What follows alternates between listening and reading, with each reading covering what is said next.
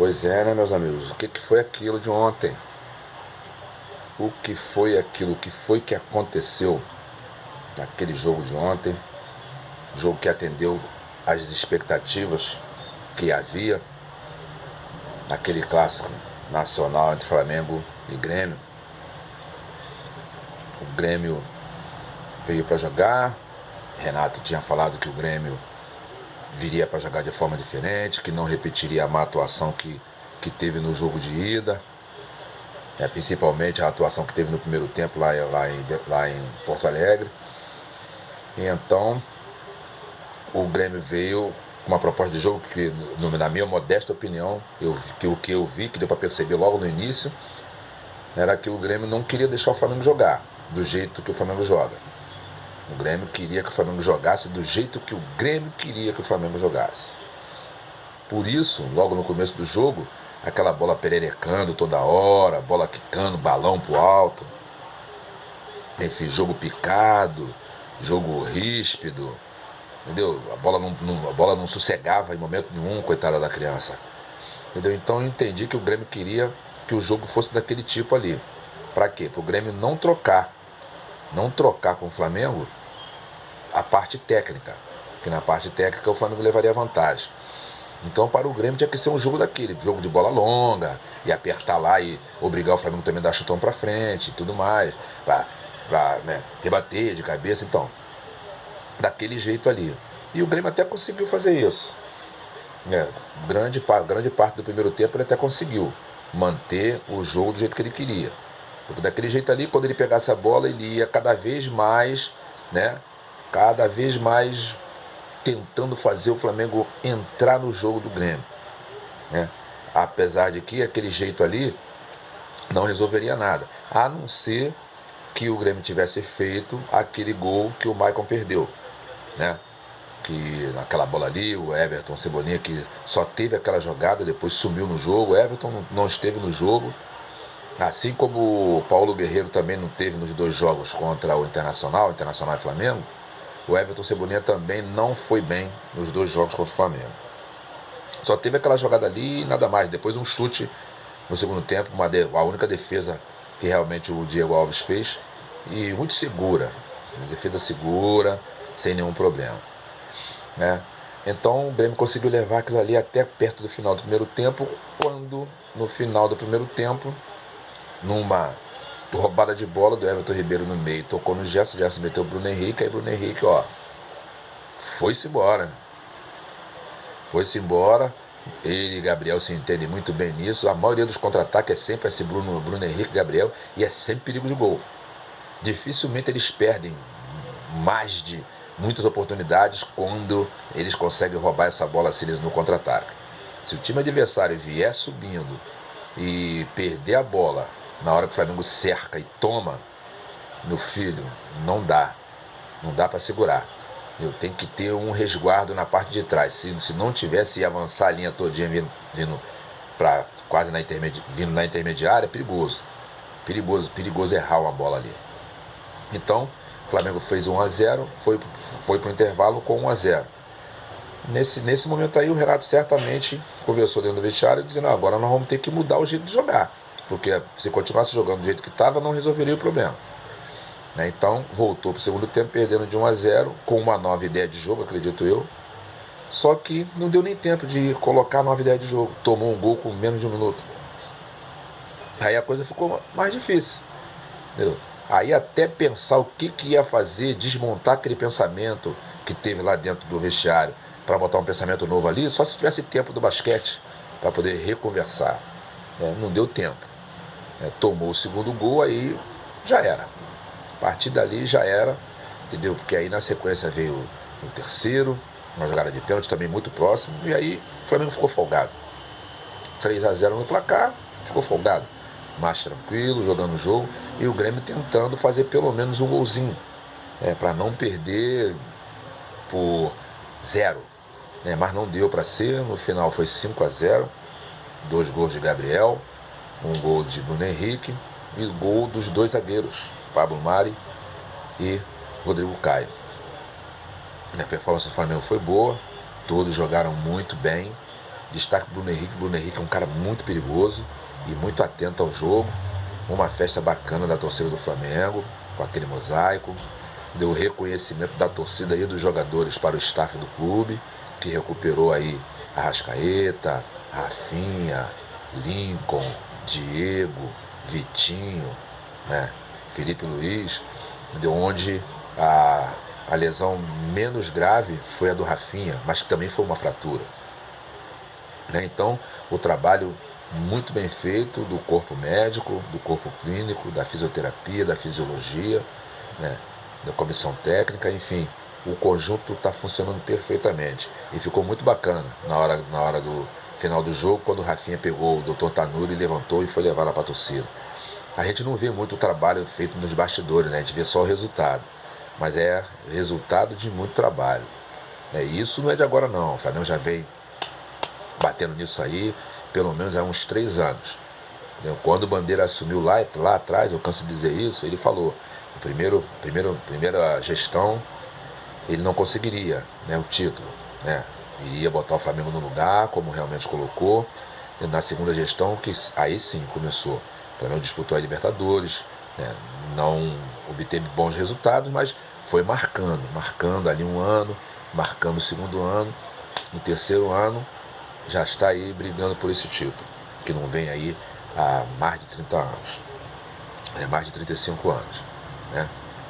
Então, agora é aguardar, porque o adversário já estava esperando, o River Plate já tinha passado pelo Boca, já estava esperando o seu adversário, que vai jogar no dia 23, por enquanto ainda no Chile, né? Mas a continuar as coisas como estão lá no Chile, não há a menor possibilidade de ter um jogo de futebol, uma partida de futebol lá, porque se nem os clubes locais, os clubes do país estão tendo essa possibilidade de dar essa alegria ao povo, como é que vai um pessoal de fora para lá?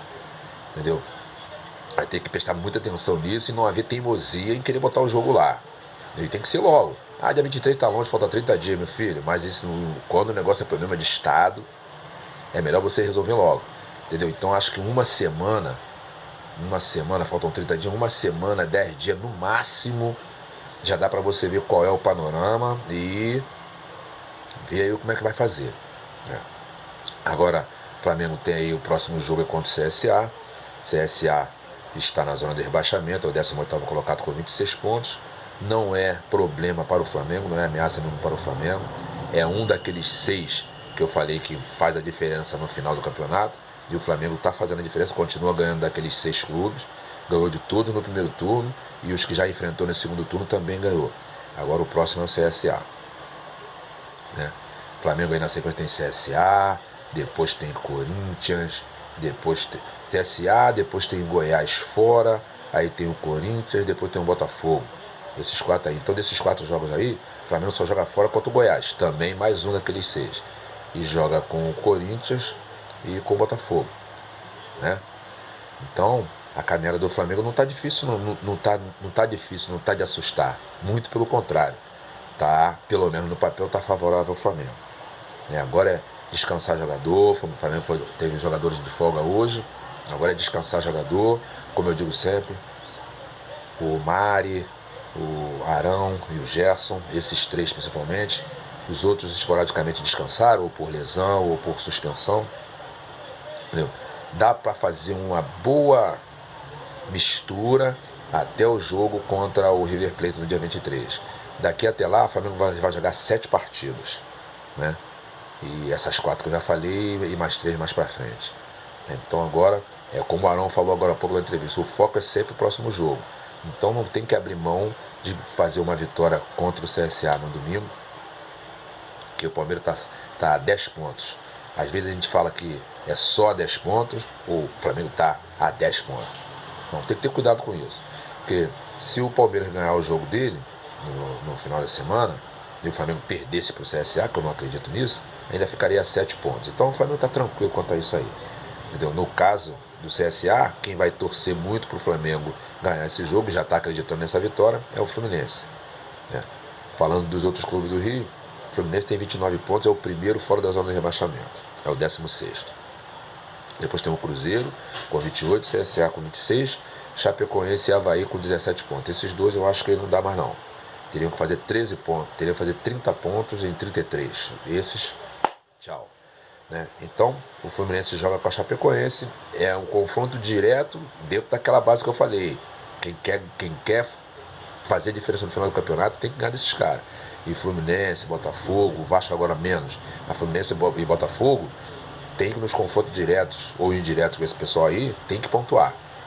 Então o Fluminense pega a Chapecoense, Fluminense 29, Chapecoense 17. Se o Fluminense ganhar, vai a 32 pontos. Né? Mas logo atrás do Fluminense, em 17, vem o Cruzeiro com 28 pontos. Né? E o Cruzeiro pega o Fortaleza. Né? Fortaleza tem 31 pontos, o Cruzeiro tem 28. O Cruzeiro vai jogar em casa, está em ascensão. Vai dizer que vai ser um jogo fácil o Cruzeiro ganhar do Fortaleza? Não vai ser jogo fácil, não. Mas o Cruzeiro vai ter que se impor. E se ganhar, vai a 31 pontos. Né? O Fluminense vai, se ganhar do Chapecoense, 32. Então continuam ali, cabeça com cabeça os dois. Entendeu? Então, CSA 26, como eu já falei. Né? Cruzeiro então pega o Fortaleza. Entendeu? O 15º colocado é o Ceará. Entendeu? O Ceará tem 29 pontos, a mesma pontuação do Fluminense. Né? E o Ceará joga no meio da semana, o Ceará joga com o Vasco em casa. Olha aí. Se o Ceará ganhar o jogo e o Fluminense também ganhar, os dois continuam colados. Então, Ceará, Fluminense e Cruzeiro, cabeça com cabeça. Aí tem o Fortaleza, né, que tem 31 pontos, 14º. E tem o Botafogo com 33. Esse pessoal aqui, 16º, do 13º até o 18º, entendeu?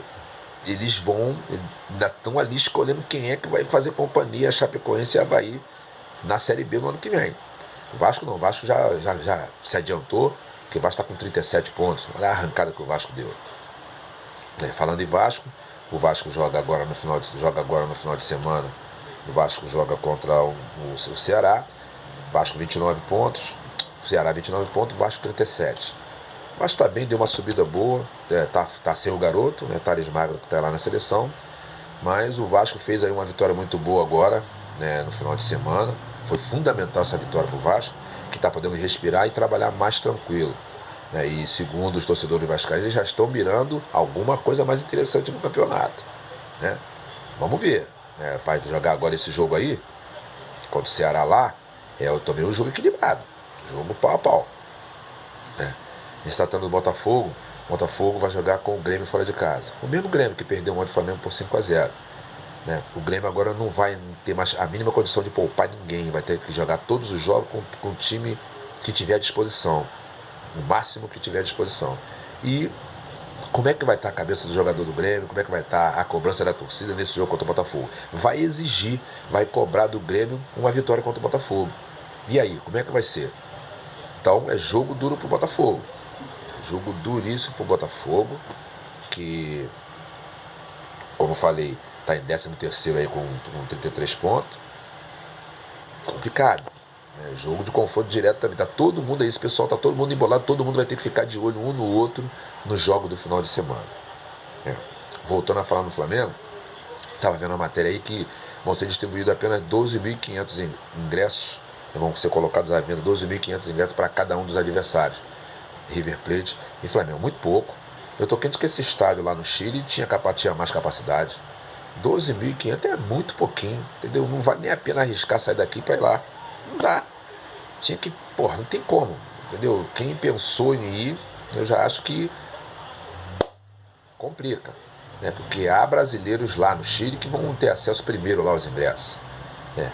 Vão comprar à distância e próximo lá, então vai ficar bastante complicado para o pessoal sair daqui para ir para lá para o Chile ver esse jogo do Flamengo.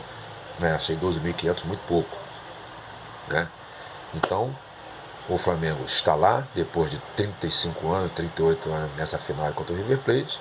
É um adversário inédito para o River Plate, que é um time muito copeiro, é um dos maiores nesse torneio. E o Flamengo vai lá, depois desse tempo todo, para mais um jogo de final de Libertadores. Se pensar bem, o torcedor do Flamengo pode até dizer que tem 100% de aproveitamento. Porque da única vez que chegou à final de Libertadores, chegou lá e emplacou o título. Então, quer zoar? Diz que tem 100% de aproveitamento, entendeu? Porque a única vez que chegou foi campeão, né? Então, um jogo muito interessante esse jogo aí, porque o River Plate pelo menos é um time que joga do jeito argentino de jogar, mas joga e deixa jogar. Então, eu acho que tecnicamente o Flamengo é superior a eles.